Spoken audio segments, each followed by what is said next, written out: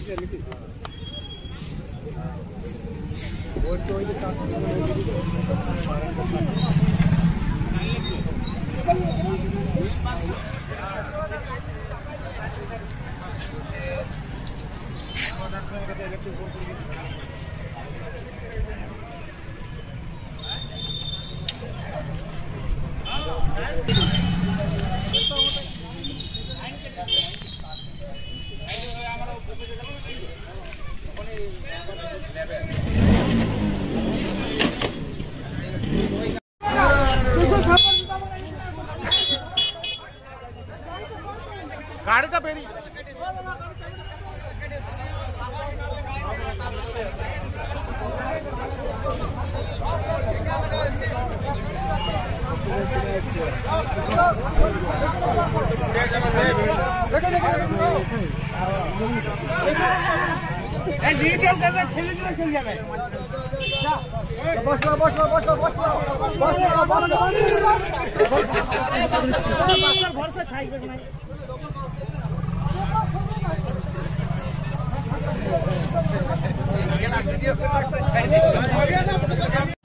আমরা গাড়ির পিছনে পিছনে আসছিলাম, হঠাৎ দেখছি কারটা টেনে পড়ে আমার পড়লো আর পোলটা পড়ে।